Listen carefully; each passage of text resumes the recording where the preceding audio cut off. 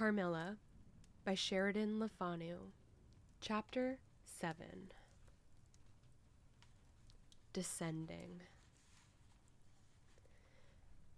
It would be vain my attempting to tell you the horror with which, even now, I recall the occurrence of that night. It was no such transitory terror as a dream leaves behind it. It seemed to deepen by time, and communicated itself to the room and the very furniture that had encompassed the apparition. I could not bear next day to be alone for a moment. I should have told Papa, but for two opposite reasons. At one time, I thought he would laugh at my story, and I could not bear its being treated as a jest. And at another, I thought he might fancy that I had been attacked by the mysterious complaint which had invaded our neighborhood. I had myself no misgiving of the kind, and as he had been rather an invalid for some time, I was afraid of alarming him. I was comfortable enough with my good-natured companions, Madame Perrodon and the vivacious Mademoiselle La Fontaine. They both perceived that I was out of spirits and nervous, and at length I told them what lay so heavy at my heart. Mademoiselle laughed, but I fancied that Madame Perrodon looked anxious. "By the by," said Mademoiselle, laughing, "the long lime-tree walk behind Carmilla's bedroom window is haunted."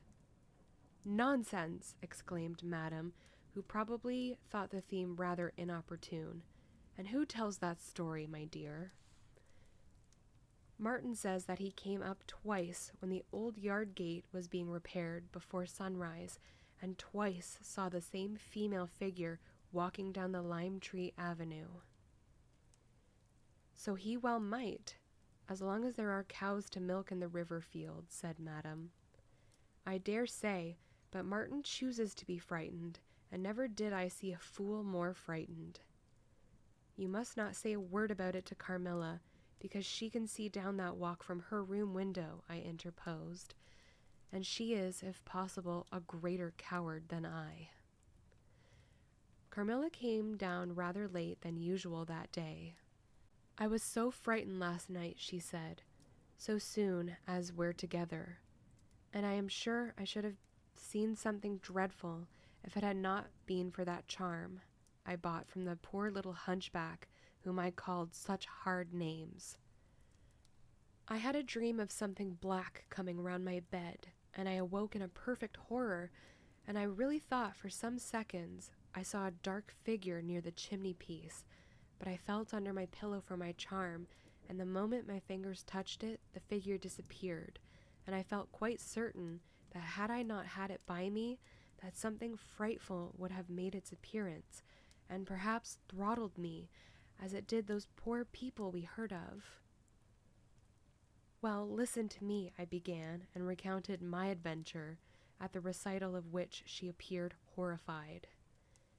"And had you the charm near you?" she asked earnestly. "No, I had dropped it into a china vase in the drawing-room, but I shall certainly take it with me tonight, as you have so much faith in it." At this distance of time I cannot tell you, or even understand how I overcame my horror so effectually as to lie alone in my room that night. I remember distinctly that I pinned the charm to my pillow. I fell asleep almost immediately, and slept even more soundly than usual all night. Next night I passed as well. My sleep was delightfully deep and dreamless, but I wakened with a sense of lassitude and melancholy, which, however, did not exceed a degree that was almost luxurious. "Well, I told you so," said Carmilla, when I described my quiet sleep. "I had such delightful sleep myself last night. I pinned the charm to the breast of my night-dress. It was too far away the night before. I am quite sure it was all fancy, except the dreams. I used to think that evil spirits made dreams, but our doctor told me it is no such thing. Only a fever passing by, or some other malady, as they often do," he said, "knocks at the door, and not being able to get in passes on with that alarm. "And what do you think the charm is?" said I. "It has been fumigated or immersed in some drug and is an antidote against the malaria," she answered. "Then it acts only on the body?" "Certainly. You don't suppose that evil spirits are frightened by bits of ribbon or the perfumes of a druggist's shop. No, these complaints, wandering in the air, begin by trying the nerves and so infect the brain, but before they can seize you, the antidote repels them. That I am sure is what the charm has done for us. It is nothing magical, it is simply natural." I should have been happier if I could have quite agreed with Carmilla, but I did my best, and the impression was a little losing its force. For some nights I slept profoundly, but still every morning I felt the same lassitude, and a languor weighed upon me all day. I felt myself a changed girl. A strange melancholy was stealing over me, a melancholy that I would not have interrupted. Dim thoughts of death began to open, and an idea that I was slowly sinking took gentle and somehow not unwelcome possession of me. If it was sad, the tone of mind which this induced was also sweet. Whatever it might be, my soul acquiesced in it. I would not admit that I was ill. I would not consent to tell my papa, or to have the doctor sent for. Carmilla became more devoted to me than ever, and her strange paroxysms of languid adoration more frequent. She used to gloat on me with increasing ardor, the more my strength and spirits waned. This always shocked me like a momentary glare of insanity. Without knowing it, I was now in a pretty advanced stage of the strangest illness under which mortal ever suffered. There was an unaccountable fascination in its earlier symptoms that more than reconciled me to the incapacitating effect of that stage of the malady. This fascination increased for a time, until it reached a certain point, when gradually a sense of the horrid mingled itself with it, deepening, as you shall hear, until it discolored and perverted the whole state of my life. The first change I experienced was rather agreeable. It was very near the turning point from which began the descent of Avernus. Certain vague and strange sensations visited me in my sleep. The prevailing one was of that pleasant, peculiar, cold thrill which we feel in bathing, when we move against the current of a river. This was soon accompanied by dreams that seemed interminable, and were so vague that I could never recollect their scenery and persons, or any one connected portion of their action. But they left an awful impression and a sense of exhaustion, as if I had passed through a long period of great mental exertion and danger. After all these dreams, there remained on waking a remembrance of having been in a place very nearly dark, and of having spoken to people whom I could not see, and especially of one clear voice, of a female's, very deep, that spoke as if at a distance, slowly, and producing always the same sensation of indescribable solemnity and fear. Sometimes there came a sensation as if a hand was drawn softly along my cheek and neck. Sometimes it was as if warm lips kissed me, and longer and more lovingly as they reached my throat. But there the caress fixed itself. My heart beat faster. My breathing rose and fell rapidly and full drawn. A sobbing that rose into a sense of strangulation supervened and turned into a dreadful convulsion, in which my senses left me and I became unconscious. It was now 3 weeks since the commencement of this unaccountable state. My sufferings had, during the last week, told upon my appearance. I had grown pale, My eyes were dilated and darkened underneath, and the languor which I had long felt began to display itself in my countenance. My father asked me often whether I was ill, but with an obstinacy which now seems to me unaccountable. I persisted in assuring him that I was quite well.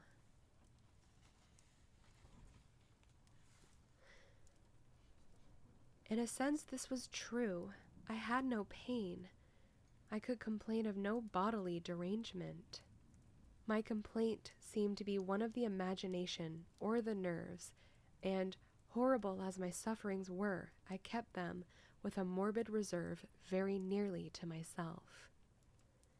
It could not be that terrible complaint which the peasants called the oupir, for I had now been suffering for 3 weeks, and they were seldom ill for much more than 3 days, when death put an end to their miseries. Carmilla complained of dreams and a feverish sensation, but by no means of so alarming a kind as mine. I say that mine were extremely alarming. Had I been capable of comprehending my condition, I would have invoked aid and advice on my knees. The narcotic of an unsuspected influence was acting upon me, and my perceptions were benumbed. I am going to tell you now of a dream that led immediately to an odd discovery. One night, instead of the voice I was accustomed to hear in the dark, I heard one, sweet and tender, and at the same time terrible, which said, "Your mother warns you to beware of the assassin." At the same time, a light unexpectedly sprang up, and I saw Carmilla standing near the foot of my bed, in her white nightdress, bathed from her chin to her feet in one great stain of blood. I awakened with a shriek, possessed with the one idea that Carmilla was being murdered. I remember springing from my bed, and my next recollection is that of standing on the lobby, crying for help. Madame and Mademoiselle came scurrying out of their rooms in alarm. A lamp burned always on the lobby, and seeing me, they soon learned the cause of my terror. I insisted on our knocking at Carmilla's door. Our knocking was unanswered. It soon became a pounding and an uproar. We shrieked her name, but all was vain. We all grew frightened, for the door was locked. We hurried back in panic to my room. There we rang the bell long and furiously. If my father's room had been at the side of the house, we would have called him up at once to our aid. But alas, he was quite out of hearing, and to reach him involved an excursion for which we none of us had courage. Servants, however, soon came running up the stairs.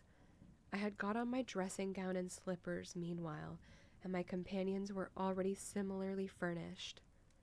Recognizing the voices of the servants on the lobby, we sallied out together, and having renewed, as fruitlessly, our summons at Carmilla's door, I ordered the men to force the lock.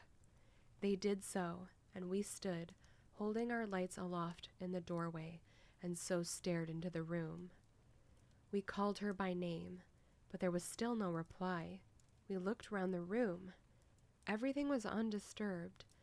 It was exactly in the state in which I had left it on bidding her good night, but Carmilla was gone. End of Chapter 7.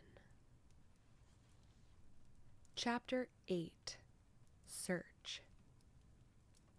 At sight of the room, perfectly undisturbed, except for our violent entrance, we began to cool a little, and soon recovered our senses sufficiently to dismiss the men. It had struck Mademoiselle that possibly Carmilla had been wakened by the uproar at her door, and in her first panic had jumped from her bed and hid herself in a press, or behind a curtain, from which she could not, of course, emerge until the major domo and his myrmidons had withdrawn. We now recommenced our search, and began to call her name again. It was all to no purpose. Our perplexity and agitation increased. We examined the windows, but they were secured. I implored of Carmilla, if she had concealed herself, to play this cruel trick no longer. To come out and to end our anxieties. It was all useless. I was by this time convinced that she was not in the room, nor in the dressing room, the door of which was still locked on this side. She could not have passed it. I was utterly puzzled.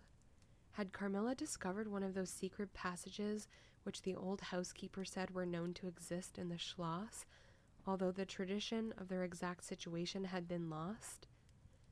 A little time would, no doubt, explain all, utterly perplexed as, for the present, we were. It was past 4 o'clock, and I preferred passing the remaining hours of darkness in Madame's room. Daylight brought no solution of the difficulty. The whole household, with my father at its head, was in a state of agitation next morning. Every part of the chateau was searched. The grounds were explored. No trace of the missing lady could be discovered. The stream was about to be dragged. My father was in distraction. What a tale to have to tell the poor girl's mother on her return! I, too, was almost beside myself, though my grief was quite of a different kind. The morning was passed in alarm and excitement. It was now 1 o'clock, and still no tidings. I ran up to Carmilla's room and found her standing at her dressing table. I was astounded. I could not believe my eyes. She beckoned me to her with a pretty finger in silence. Her face expressed extreme fear. I ran to her in an ecstasy of joy. I kissed and embraced her again and again. I ran to the bell and rang it in vehemently to bring others to the spot who might at once relieve my father's anxiety. "Dear Carmilla, what has become of you all this time? We have been in agonies of anxiety about you," I exclaimed. "Where have you been? How did you come back?" "Last night has been a night of wonders," she said. "For mercy's sake, explain all you can." "It was past 2 last night," she said, "when I went to sleep as usual in my bed, with my doors locked, that of the dressing room, and that opening upon the gallery. My sleep was uninterrupted, and, so far as I know, dreamless. But I woke just now on the sofa in the dressing room there, and I found the door between the rooms open and the other door forced. How could all of this have happened without my being wakened? It must have been accompanied with a great deal of noise, and I am particularly easily wakened. And how could I have been carried out of my bed without my sleep having been interrupted? I whom the slightest stir startles." By this time, Mademoiselle, my father, and a number of the servants were in the room. Carmilla was, of course, overwhelmed with inquiries, congratulations, and welcomed. She had but one story to tell, and seemed the least able of all the party to suggest any way of accounting for what had happened. My father took a turn up and down the room, thinking. I saw Carmilla's eye follow him for a moment with a sly, dark glance. When my father had sent the servants away, Mademoiselle, having gone in search of a little bottle of valerian and sal volatile, and there being no one now in the room with Carmilla except my father, Madame, and myself, he came to her thoughtfully, took her hand very kindly, led her to the sofa, and sat down beside her.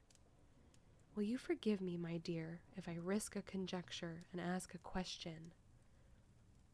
"Who can have a better right?" she said. "Ask what you please, and I will tell you everything, but my story is simply one of bewilderment and darkness." "I know absolutely nothing. Put any question you please, but you know, of course, the limitations Mamma has placed me under." "Perfectly, my dear child. I need not approach the topics on which she desires our silence. Now the marvel of last night consists in your having been removed from your bed and your room without being wakened, and this removal having occurred apparently while the windows were still secured and the 2 doors locked upon the inside, I will tell you my theory and ask you a question." Carmilla was leaning on her hand dejectedly. Madame and I were listening breathlessly. "Now, my question is this. Have you ever been suspected of walking in your sleep?"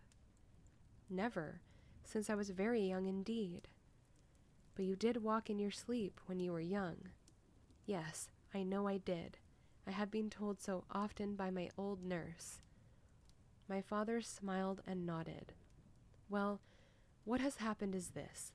You got up in your sleep, unlocked the door, not leaving the key as usual in the lock, but taking it out and locking it on the outside. You again took the key out and carried it away with you to some one of the 25 rooms on this floor, or perhaps upstairs or downstairs.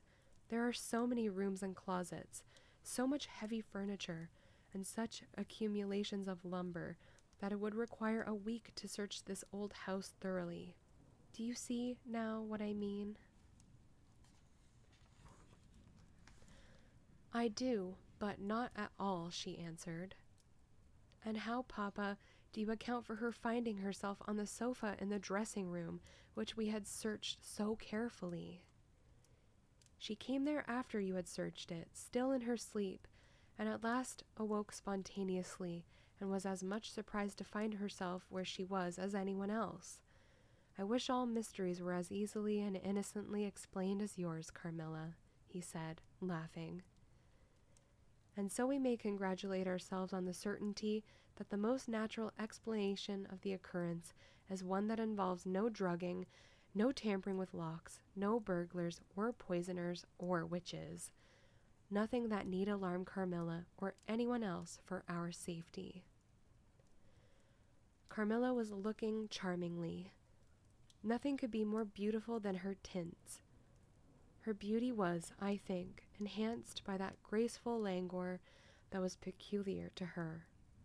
I think my father was silently contrasting her looks with mine, for he said, "I wish my poor Laura was looking more like herself," and he sighed.